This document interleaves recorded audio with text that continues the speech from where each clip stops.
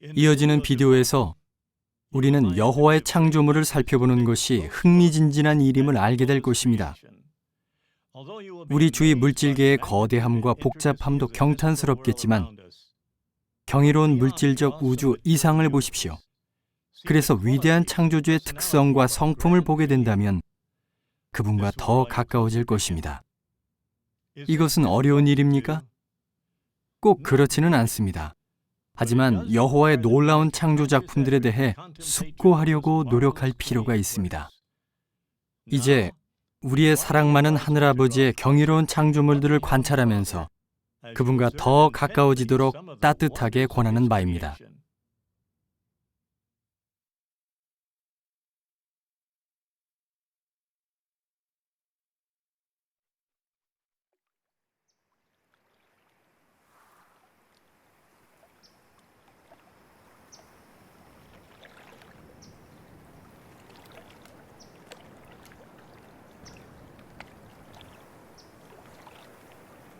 아빠, 여기요. 와, 조그만데 정말 빠르구나, 그렇지? 한번 따라가 보자.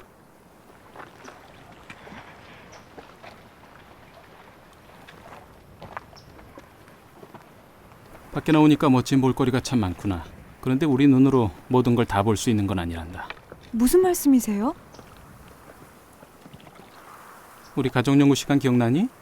넌 어떻게 하나님의 벗이 되고 그분을 잘 알 수 있는지 궁금해했지, 그렇지?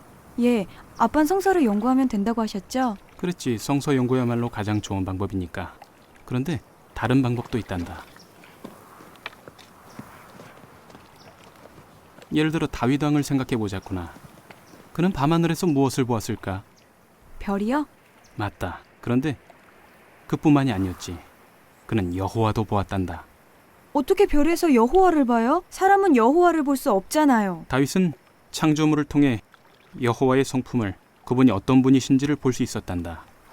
그래서 하나님과 가까워질 수 있었지. 너도 그처럼 여호와와 가까워질 수 있단다. 그분이 만드신 땅에 있는 것들이나 하늘의 별들을 살펴보면서 말이야.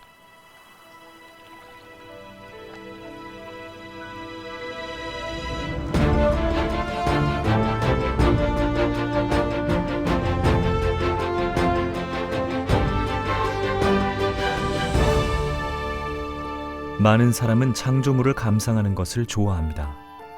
하지만 그러한 창조물을 보고서 위대한 창조주의 생각과 마음을 알 수 있다는 사실을 깨닫는 사람은 매우 드뭅니다. 오래전에 다윗은 여호와에 관해 그분의 영감받은 말씀을 통해 배웠습니다. 하지만 그는 창조물을 통해서도 하느님을 보고 그분과 가까워졌습니다. 내가 당신의 하늘을, 당신의 손가락으로 이루신 일들을, 당신이 준비하신 달과 별들을 보오니 멸성인 사람이 무엇이기에 당신이 그를 염두에 두시며 땅의 사람의 아들이 무엇이기에 그를 돌보십니까? 다윗은 여호와를 사랑했고 여호와의 능력과 지혜와 사랑이 주위에 있는 모든 것에 나타나 있는 것을 보았습니다. 오늘날 우리가 사는 세상은 우리의 주의를 창조주가 아닌 다른 데로 돌리려고 합니다. 당신은 인간이 만든 세상 이상을 보려고 시간을 내고 있습니까? 그렇게 한다면 평범해 보이는 것도 실상은 매우 놀라운 것임을 알게 될 것입니다. 그것을 만드신 분을 볼 수 있는 눈이 생기기 때문입니다. 생명체들이나 우리의 지구나 별이 총총한 밤하늘, 이런 것들을 살펴보면 여호와를 볼 수 있게 되어 그분과 더 가까워질 것입니다. 창세기 15장 5절에서 여호와께서는 아브라함에게 이렇게 권하셨습니다. 하늘을 쳐다보아라. 별들을 세어보아라. 그는 얼마나 되는 별을 셀 수 있었습니까? 우리 은하에는 1000억 개가 넘는 별이 있습니다. 우리는 그것이 얼마나 많은 것인지 이해라도 할 수 있습니까? 우리 은하에 있는 각각의 별을 책의 한 페이지에 비해서 생각해 보겠습니다. 1000억 페이지를 보려면 시간이 얼마나 걸리겠습니까? 1초에 한 페이지씩 본다면 3,000년이 넘게 걸릴 것입니다. 우리 생애 내의 그 수를 다 세려면 평생을 쉬지 않고 1초에 50페이지 정도씩 넘겨야 합니다. 분명 우리는 별들의 수를 셀 능력조차 없습니다. 하지만 여호와께서는 별 하나하나의 이름을 다 아십니다. 우리 은하 너머를 관찰해본 천문학자들은 지구에서 보기에 하늘에 거의 텅 비어있는 것 같은 공간들이 실제로는 다른 수많은 은하로 가득 차 있다는 사실을 알게 되었습니다. 그러면 여호와께서는 은하들을 아무렇게나 흩어놓으셨습니까? 아닙니다. 그처럼 엄청나게 큰 것들도 훌륭하게 조직되어 있음을 볼 수 있습니다. 그분은 하늘을 고운 망사처럼 펴시고 거할 천막처럼 펼치시는 분이시다. 이 모든 거대한 천체들은 끊임없이 움직이고 있습니다. 천체들의 정확한 움직임은 안무에 따라 섬세하게 펼쳐지는 발레 동작에 비유되어 왔습니다. 별들은 그 수도 대단히 많지만 서로 간의 거리도 엄청납니다. 태양에서 가장 가까운 별인 프록시마 켄타우리와 태양과의 거리를 알기 쉽게 다음과 같이 설명해 보겠습니다. 먼저 우리 은하를 축소시켜 태양이 미국 뉴욕시 근처에 있는 축구공만 하다고 생각해 보십시오. 이 비율로 계산하면 프록시마 켄타우리는 거의 6,000km 떨어진 프랑스 파리에 있는 골프공보다 약간 작을 것입니다.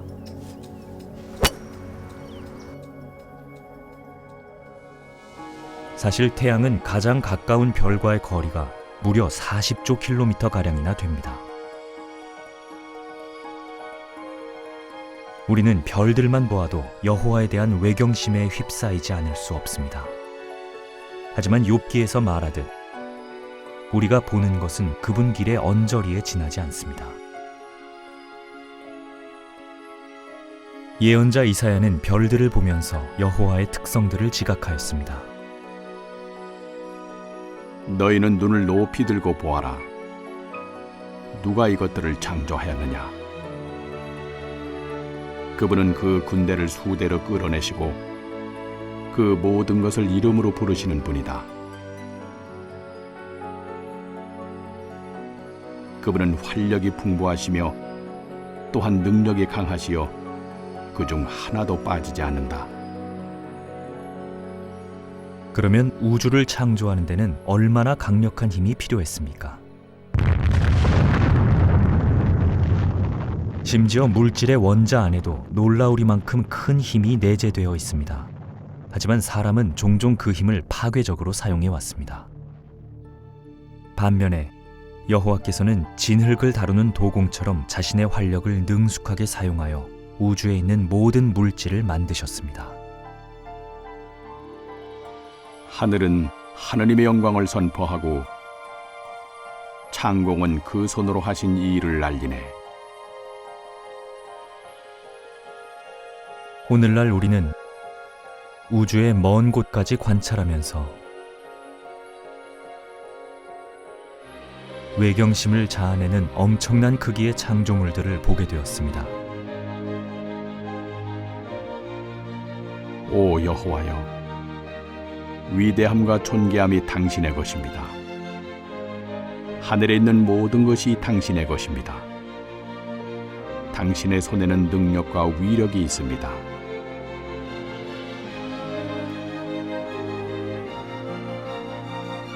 눈을 들어 하늘을 볼 때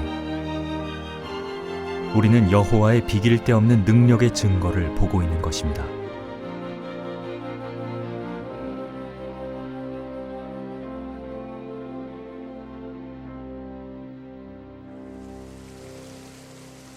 여호와는 강력한 분이신데 이 땅에 사는 우리 한 사람 한 사람에게 정말 관심이 있으실까요? 그분은 우리를 위한 안락한 집을 설계하심으로 우리에게 관심이 있음을 나타내셨단다. 우리에게 딱 맞는 집을 주셨지. 우주 공간이 얼마나 황량한지 생각해보렴. 하지만 이곳 지구는 오아시스와 같다고 할 수 있지. 이사야가 여호와를 땅을 지으신 분이며 그것을 만드신 분, 그것을 헛되이 창조하지 않으시고 사람이 거주하도록 지으신 분이라고 한 것을 생각해 보렴. 그러면 여호와께서는 사람이 거주하도록 어떻게 땅을 지으셨습니까? 흔히 사람들은 지구상에 있는 다른 어떤 물질보다도 풍부한 물을 당연하게 여깁니다.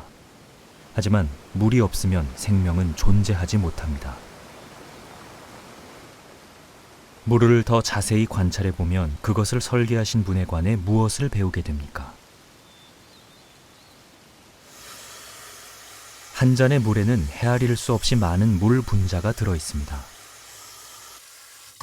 각 분자의 구조는 언뜻 보면 매우 간단해 보이는데 산소 원자 하나에 수소 원자 2개가 결합해 있습니다. 산소 원자 쪽은 약한 음전하를 띠고 있고 수소 원자 쪽은 약한 양전하를 띠고 있습니다. 이렇게 서로 반대되는 전하를 띠고 있기 때문에 마치 아주 작은 자석처럼 서로를 끌어당겨서 수소 결합이라는 것을 형성합니다. 간단하지만 절묘한 이 구조 덕분에 어떤 결과가 있습니까? 물은 온도가 낮아지면 수축되면서 밀도가 높아집니다. 하지만 대부분의 액체와는 달리 온도가 어느 점에 가까워지면서 물에는 뜻밖의 현상이 발생합니다.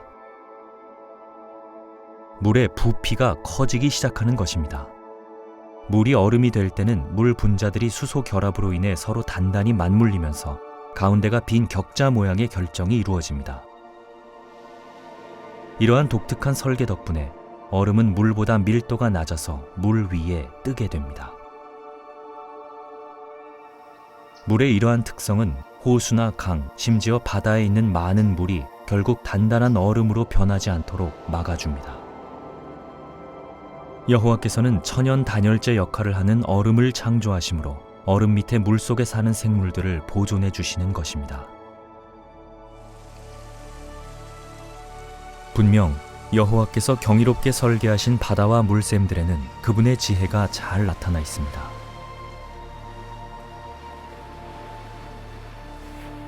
하지만 이 풍부한 물도 지구가 태양계 내에서 태양으로부터 정확한 거리에 떨어져 있지 않으면 존재할 수 없는데 그 거리는 약 1억 5천만 킬로미터입니다. 지구가 현재 거리보다 5%만 태양과 더 가까웠어도 타는 듯한 열기 때문에 생명이 존재할 수 없었을 것입니다. 반대로 현재보다 1%만 태양에서 더 멀리 떨어져 있었어도 기온이 급격히 떨어져 지구의 상당 부분은 두꺼운 얼음으로 뒤덮였을 것입니다. 또한 여호와께서는 지구를 꼭 알맞은 크기로 만드셨습니다. 지구가 지금보다 조금만 더 커도 중력이 더 세질 것입니다. 그러면 가벼운 기체인 수소는 지구의 인력을 벗어나지 못하고 축적될 것입니다. 결국 대기는 생명체가 살기 힘든 상태가 될 것입니다. 한편 지구가 조금만 더 작아도 생명을 유지시켜주는 산소와 지표수가 빠져나가 버릴 것입니다. 지구가 지금보다 더 크든지 작든지 생명은 존재하지 못할 것입니다. 지구의 크기나 태양과의 거리로 볼 때도 여호와께서 사람이 거주하도록 땅을 지으셨음이 분명합니다. 지구 주위에는 여호와께서 목적을 가지고 이 땅을 설계하셨음을 알려주는 충실한 증인이 있습니다. 달은 그저 하늘을 장식하도록 만든 아름다운 물체에 불과합니까? 시편 필자는 지정된 때를 가늠하도록 여호와께서 달을 만드셨다고 말합니다. 달은 어떤 역할을 합니까?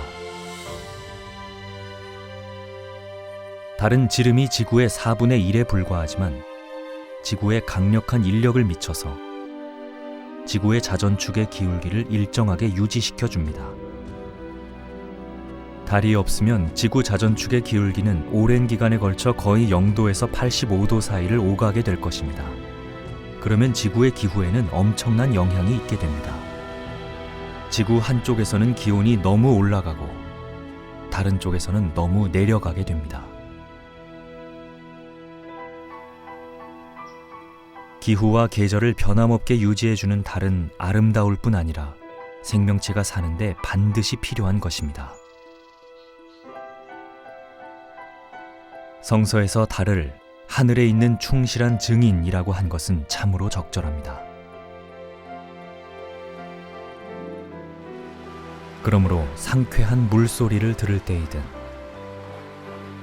태양의 따스한 온기를 느낄 때이든 아름다운 달을 바라볼 때이든 우리의 집인 지구를 사랑으로 마련해 주신 여호와께 감사하도록 하십시오.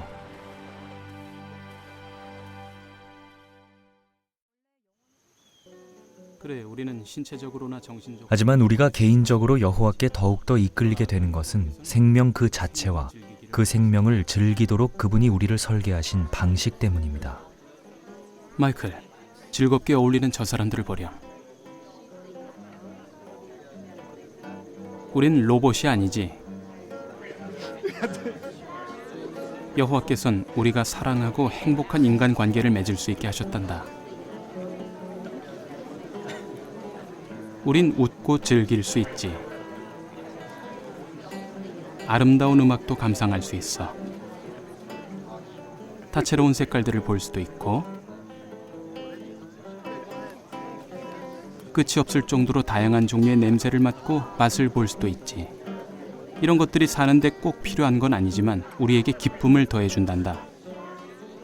이런 멋진 것들이 없다면 인생이 과연 어떨까?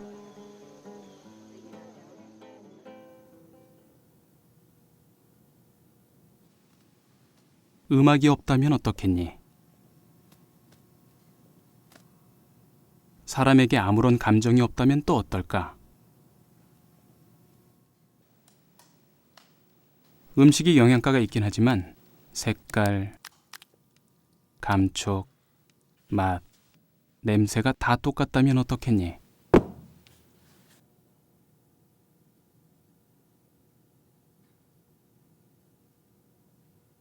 지겨울 것 같아요. 그렇더라도 살 수는 있겠지. 하지만 사는 게 지금처럼 즐거울까? 여호와께서는 정말 아름답게 이 땅의 생명을 창조하셨단다. 우리가 영원히 살고 싶어하는 것도 당연하지. 솔로몬 왕이 한 말 기억나니? 그는 하느님께서 우리 마음속에 한정없는 시간을 넣어두셨다고 했지. 여호와께서는 바로 그렇게 우리를 만드신 거란다.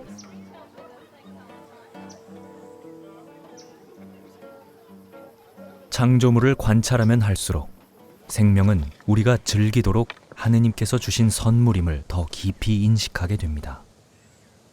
여호와께서는 우리가 행복하게 살도록 많은 것을 주셨단다. 작년 휴가 때 기억나니? 그럼요. 뭐가 재밌었니? 등산이랑 물놀이랑 노을 구경이랑 다 좋았어요. 음식도 정말 맛있고 동물들 구경한 것도 재밌었어요. 맞아. 우린 그런 창조물에서도 기쁨을 느끼지. 여호와께서는 우리가 생명을 즐길 수 있게 만드셨어.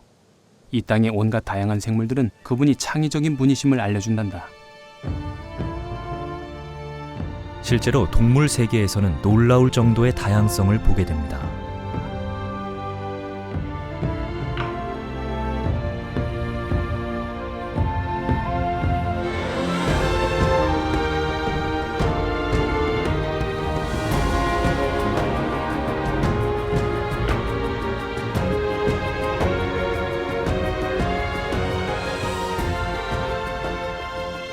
바다에만도 움직이는 것들, 크고 작은 생물들이 무수히 많습니다. 물속은 생물들로 가득합니다.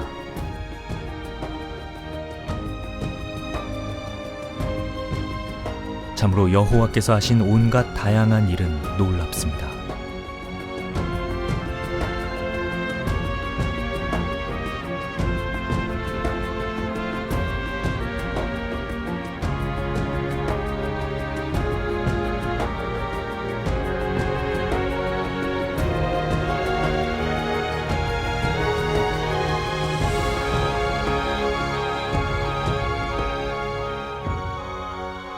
다양성에 더해 우리가 보는 생물들의 본능적인 습성도 여호와의 지혜를 증언합니다.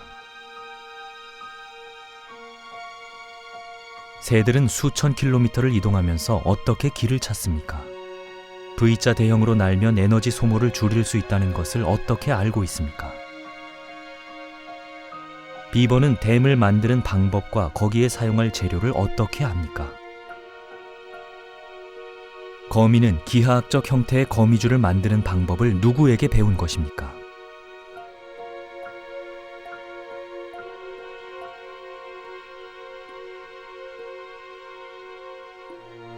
자연에서 보게 되는 다양성과 습성들은 그것들이 어디에서 기인하는지를 살펴보면 더욱더 놀랍게 느껴집니다. 여호와께서는 살아있는 각각의 세포 속에 흔히 DNA로 알려진 디옥시리보 헥산이라는 특별한 형태의 분자를 주의 깊이 넣어두셨습니다. 각 DNA 분자는 뉴클레오티드라고 하는 더 작은 일련의 분자들로 이루어져 있는데 시토신, 구아닌, 아데닌, 티민이라는 분자들입니다. 이 뉴클레오티드들은 긴 가닥으로 연결되어 있고 이중 나선 구조로 꼬여 있습니다. 글자 하나하나를 배열하여 다양한 단어를 만들 수 있듯이 이 네 가지 뉴클레오티드, 즉 시토신, 구아닌, 아데닌, 티민을 어떤 방식으로 조합하여 배열하느냐에 따라 생성되는 아미노산의 종류가 결정됩니다. 이 아미노산들은 모든 생물을 구성하는 기본 성분이 됩니다. 놀랍게도 거대한 세쿼이아 나무이든 이국적인 난초이든 거대한 고래이든 갓난아기이든 살아있는 모든 생물의 설계도는 동일한 형태로, 다시 말해 각 생물의 DNA 청사진에 기록되어 있습니다. 적절하게도 시편 필자는 이렇게 말하였습니다. 당신이 하신 일이 어찌 그리 많습니까, 오 여호와여. 당신은 그 모든 것을 지혜로 만드셨고 당신의 산물이 땅에 가득합니다.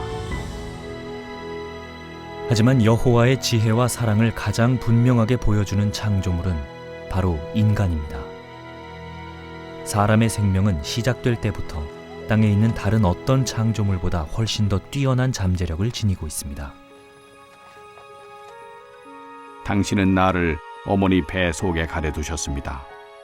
내가 은밀히 만들어지던 때, 땅의 가장 낮은 부분에서 짜여지던 때 내 뼈들이 당신에게서 숨겨지지 못하였습니다. 당신의 눈은 태아 때의 나를 보셨는데 그 모든 부분들이 당신의 책에 기록되어 있었습니다. 인간이 그토록 독특한 존재인 이유는 무엇입니까? 인간은 여호와께서 땅에 만드신 모든 창조물과 어떻게 다릅니까? 창세기 1장 26절에 따르면 여호와께서는 우리가 우리의 형상대로 우리의 모양을 따라 사람을 만들자라고 말씀하셨습니다. 인간은 바로 여호와의 성품을 반영하도록 설계된 것입니다. 인간의 사고 능력, 타고난 영적인 필요, 사랑할 수 있는 역량, 이 모든 것이 인간을 하느님께서 창조하신 다른 동물들과 구별시켜 줍니다. 더 나아가 여호와께서는 인간을 설계하시면서 영원히 계속 살 수 있는 잠재력을 넣어주셨습니다. 인체를 구성하는 아주 작은 기본 단위인 인간의 세포는 계속 재생되도록 설계되어 있습니다. 여호와께서는 또한 인간이 영원히 사용할 수 있도록 설계의 걸작품 하나를 인간에게 만들어 주셨습니다. 우리 뇌에는 약 1000억 개의 뉴런이 있습니다. 특수한 신경세포인 뉴런은 각기 수많은 다른 뉴런들과 연결되어 있는데 일부 뉴런은 그러한 연결부의 수가 무려 25만 개나 됩니다. 이러한 뉴런들 전체에 현재 우리 자신에 관한 정보가 모두 저장되어 있습니다.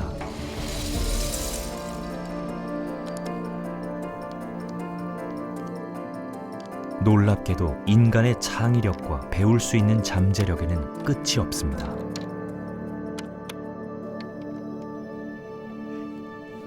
생명체들을 관찰해 보면 우리는 여호와와 더 가까워지게 됩니다.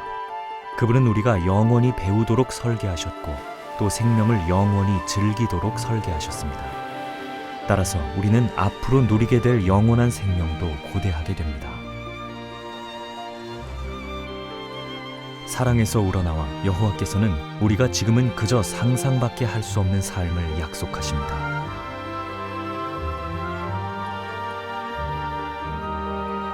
여호와께서는 땅을 깨끗하게 하시고 낙원을 회복하실 것입니다. 그 신세계에서 우리는 이전 어느 때보다도 동물들을 더 잘 알고 좋아하게 될 것입니다. 그 참된 생명이 얼마나 풍요로울지 우리는 지금 그저 상상이나 할 수 있을 따름입니다.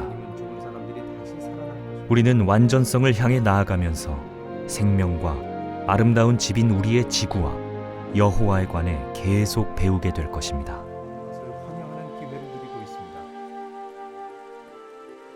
사랑과 평화와 행복이 우리 마음에 가득할 것입니다. 낙원이 아직 오지는 않았지만 시간을 내서 여호와의 창조물에 대해 알아본다면 현재에도 우리는 더 목적 있고 의미 깊은 삶을 살게 될 것입니다.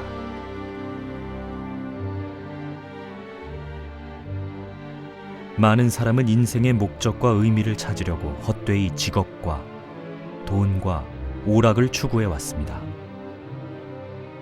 인간이 만든 세상은 여호와로부터 우리를 멀어지게 하려고 합니다. 우리가 그렇게 될 것인지의 여부는 우리 자신에게 달려 있습니다. 여호와와 더 가까워지고 싶다면 주위에 있는 창조물들로 눈을 돌려 그 모든 것을 만드신 분을 보도록 하십시오. 욥은 창조물에 대해 숙고한 후에 제가 당신에 대해 풍문으로만 들었으나 이제는 제 눈이 당신을 분명히 봅니다 하고 말하였습니다. 우리는 어디에서나 여호와를 볼 수 있습니다.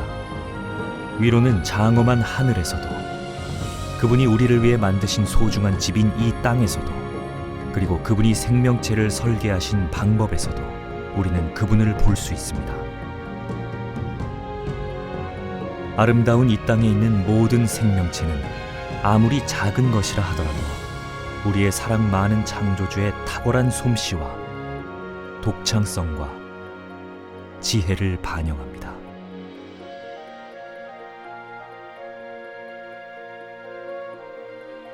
앞으로 우리가 영원히 살게 되더라도 비길 데 없는 우리 아버지의 솜씨에 외경감을 느끼고 감탄하는 일은 언제까지나 계속될 것입니다.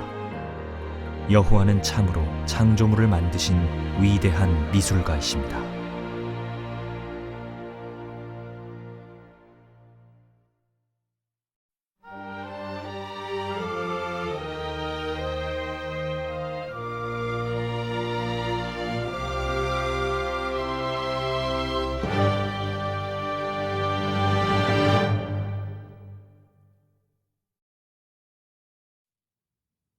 이 비디오를 보고서 우리는 하늘의 피조물들이 우리 하느님 여호와여, 당신은 영광과 영예와 권세를 받으시기에 합당합니다. 당신이 모든 것을 창조하셨으며 그것들은 당신의 뜻으로 말미암아 존재하였고 또 창조되었기 때문입니다. 라고 한 이유를 이해할 수 있었습니다. 경이로운 창조물들을 관찰하면서 우리는 하늘은 하느님의 영광을 선포하고 창공은 그 손으로 하신 일을 알리네 라는 시편 19편 1절의 말씀에 공감하지 않을 수 없습니다. 또한 시편 104편 24절에서 시편 필자는 이렇게 외칩니다. 당신이 하신 일이 어찌 그리 많습니까? 오 여호와여, 당신은 그 모든 것을 지혜로 만드셨고 당신의 산물이 땅에 가득합니다. 여러분은 날마다 얼마나 많은 하느님의 창조물을 유의해서 봅니까? 자녀가 있다면 여호와께서 만드신 것들에 관심을 갖게 하므로 그분의 무한한 지혜와 깊은 사랑을 알도록 돕고 있습니까? 첫인간 아담을 창조하실 때 여호와께서는 그가 아름다운 낙원에서 살게 하셨습니다. 아담에게 처음 맡겨진 일 가운데 하나는 동물을 자세히 관찰하고 특징을 연구하여 이름을 지어주는 것이었습니다. 우리가 그런 일을 맡았다면 정말 즐겁지 않았겠습니까? 확실히 그 낙원에서는 여호와의 작품들에 관심을 쏟고 마음이 감동되어 창조주께 영광을 돌리기가 어렵지 않았을 것입니다. 하지만 오늘날의 상황은 완전히 다릅니다. 낙원은 존재하지 않으며 죄를 짓지 않는 사람도 없습니다. 이기적인 사람들이 인류가 받은 아름다운 집을 파괴하고 있습니다. 점점 더 많은 사람이 도시에 살게 되면서 자연에 속한 하늘이나 땅은 관심 밖으로 밀려나 소홀히 취급되는 경우가 흔합니다.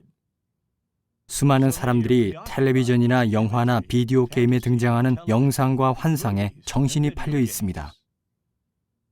우리는 여호와의 작품들을 무시하는 이 세상의 경향을 반드시 물리쳐야 합니다.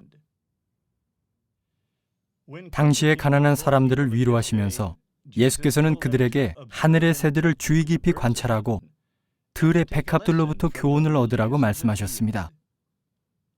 왜 그처럼 권하신 것입니까? 그분의 말씀대로 여호와의 놀라운 창조물로부터 교훈을 얻으면 믿음이 깊어질 것이었기 때문입니다.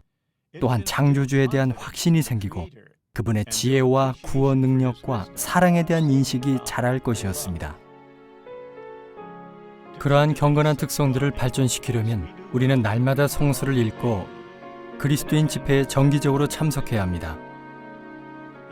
부모라면 자녀와 매주 성서 연구를 함으로 그들이 창조주께서 하신 놀라운 일들에 대한 깊은 인식을 발전시키도록 도울 수 있을 것입니다.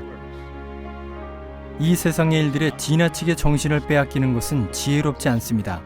또한 개인적으로 추구하는 일이나 이기적인 관심사에 몰두해서도 안 될 것입니다.